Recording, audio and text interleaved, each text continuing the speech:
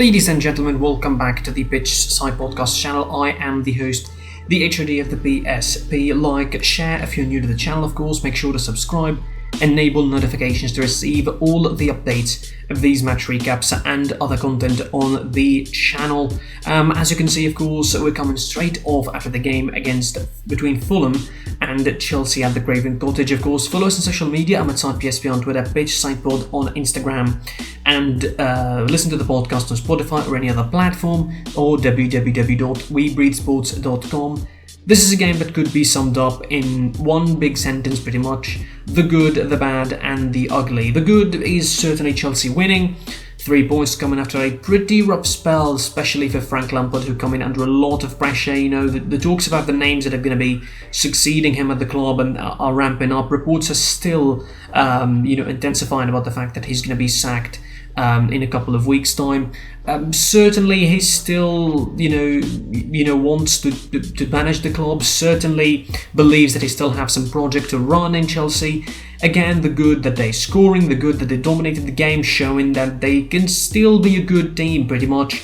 But the bad and the ugly, I think, if it wasn't for the win, if it wasn't for the scoreline of 1-0, probably would overshadow a lot of of what happened regarding the scoreline. So, starting from the lineup and the choice of the lineup from Frank Lampard, it was mind-boggling that he didn't start with Reece James. Now, understandably, he had Conte missing because of the yellow cards, so he couldn't play him for suspension. So, aside from that, he has a fully fit and fully healthy squad to choose from. He doesn't start with Reece James despite the fact that he's fit and he's fine. Choosing to start with Mount, Kovacic and Jorginho in the midfield instead of someone like Hudson-Odoi up front from the beginning.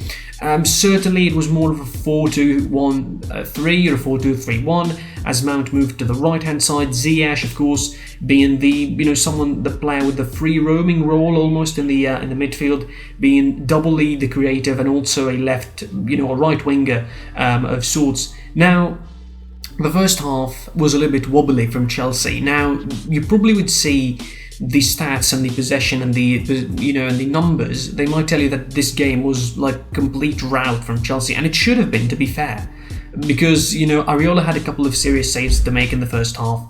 Mount hitting the crossbar, a couple of chances for Ziyech as well, but certainly nothing really meaty in the first half. In fact, Fulham also on a couple of occasions caught Chelsea off guard, and this was the bad and the ugly I'm talking about.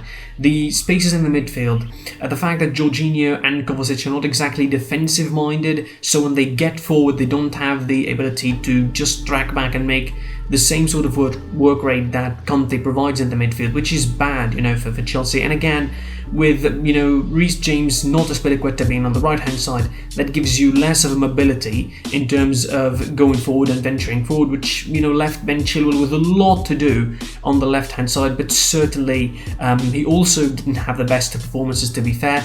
Mason Mount certainly was the man of the match in my opinion. His movements were superb.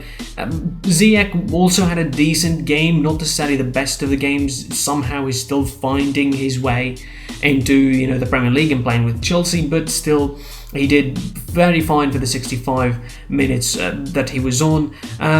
Fulham had a couple of fleeting opportunities. Certainly Caballero had a chance to make it 1-0 later on in the first half. A sitter pretty much that unfortunately caught his left foot and went waywards. But the turning points, or it should have been really the turning points, where Chelsea would turn up the heat and turn on the second gear and just rout Fulham completely, was the red card for Robinson late on in the first half. Unnecessary red card, to be fair. Shouldn't have tackled Azpilicueta that way.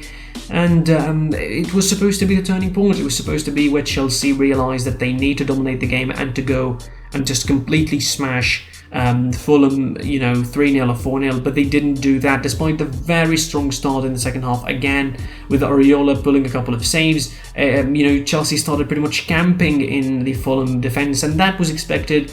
Fulham with 10 men, continuing the game in the second half, they had to cave in and they had to protect the draw pretty much. And Chelsea, despite the substitutions, despite introducing Hudson-Odoi, and despite introducing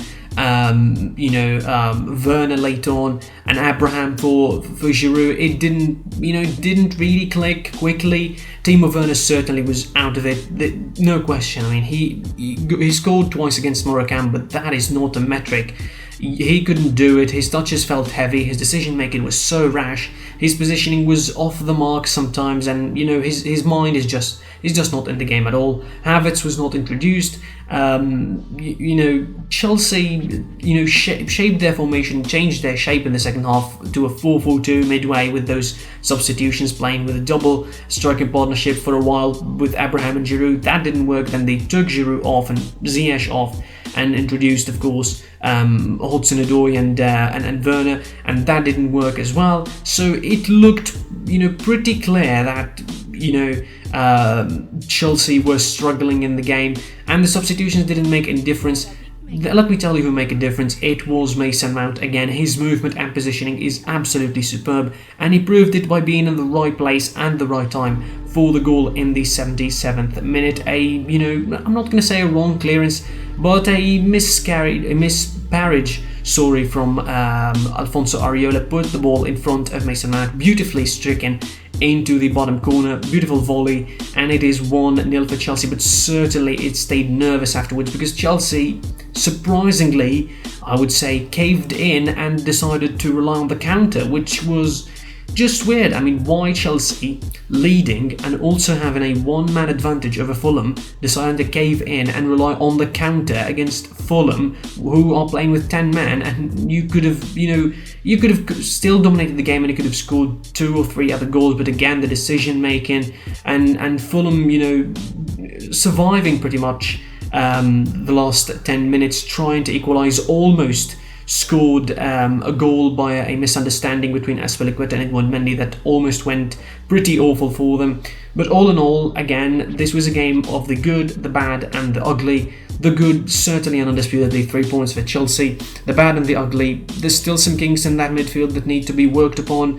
The return of Conte certainly would at least add some work rate efficiency, although he hasn't been on his best levels himself as well. They will take 3 points wherever it come from. Fulham's streak of 5 draws in a row, which is 5 unbeaten to be fair, in a row, ends at the hands of Chelsea. Credit for them, really. They played a decent game considering that they were missing a player for 45 minutes. They didn't give in a lot of spaces, in terms of spaces. It was just that they were compact and they defended really, really well, and they had an answer for everything Chelsea threw at them.